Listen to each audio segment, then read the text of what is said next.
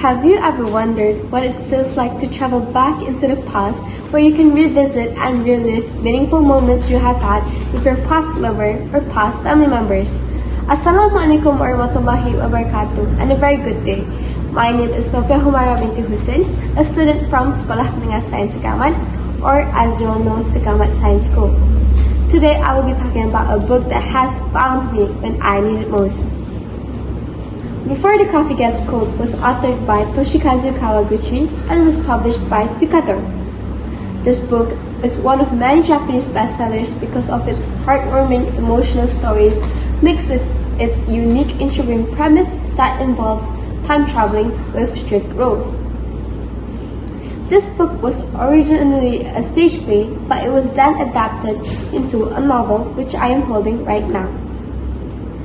The story sets off in a dim tucked-away cafe in Tokyo, where there is a single particular seat where time bends, but only for a length of a cooling cup of coffee.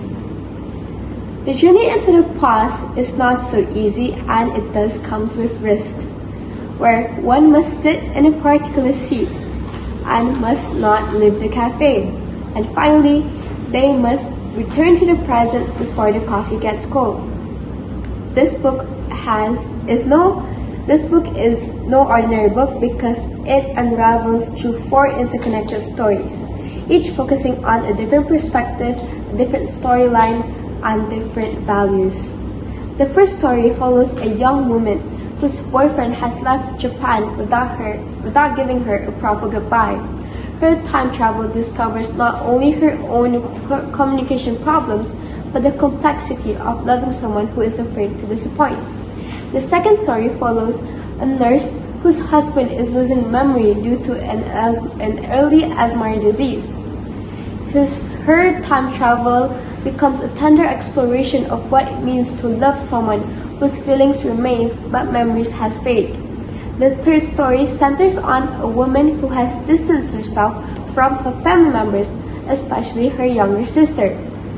When tragedy prevents them from reconnecting in the future, she revisits the past, and it becomes a tragic reminder of how misunderstandings can turn into lifelong regrets. Lastly, the book turns inwards towards the cafe staff themselves, where a girl is suffering from a serious injury that makes her pregnancy dangerous. Her visit to the future allows her to revisit her daughter that she may never get to raise, and tying all the book's themes together, it through hope and sacrifice. To me, the last 2 stories were really gut punches to the stomach that make me rethink the repercussions of the choices that we make.